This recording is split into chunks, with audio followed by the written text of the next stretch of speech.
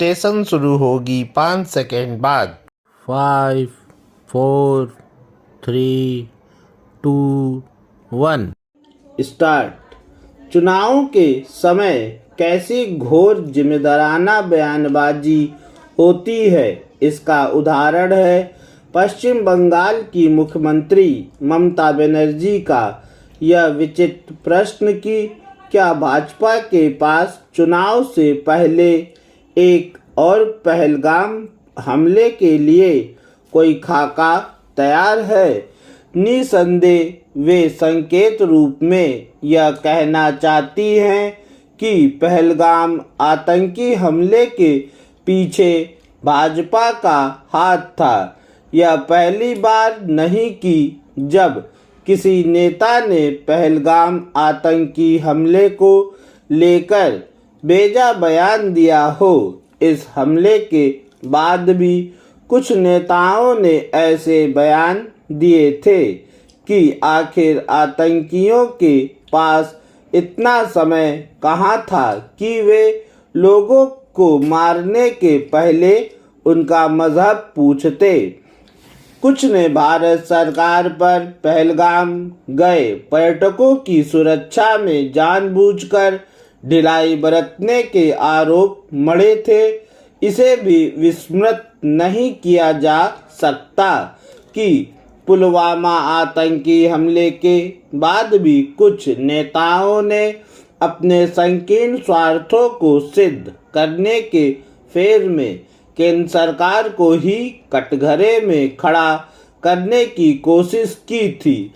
यह साफ है कि ममता बनर्जी ने अपने वोट बैंक को तुष्ट करने के लिए बेतुका बयान दिया, लेकिन ऐसा करके उन्होंने राष्ट्रीय हितों को गंभीर क्षति ही पहुंचाई। उन्होंने पाकिस्तानी रक्षा मंत्री ख्वाजा आसिफ की उस धमकी के सिलसिले में उक्त बयान दिया जिसमें उन्होंने कहा था कि यदि भारत ने फिर से अपने लोगों पर ऐसी कोई कार्रवाई की जिसका दोष पाकिस्तान पर मढ़कर उसे निशाना बनाया तो हम कोलकाता तक हमले करेंगे। निश्चित रूप से पाकिस्तानी रक्षा मंत्री यही कहना चाहते हैं कि पहलगाम हमले से हमारा कोई लेना देना नहीं था और यह तो भारत का अपना कृत्य अर्थात फॉल्स फ्लैग ऑपरेशन था ताकि पाकिस्तान को निशाना बनाया जा सके। उन्होंने यह बयान रक्षा मंत्री राजनाथ सिंह की ओर से इस्लामाबाद को दी गई इस चेतावनी के बाद दिया कि यदि पाकिस्तान से दोबारा आतंकी हमले हुए तो भारत अभूतपूर्व कार्रवाई करेगा।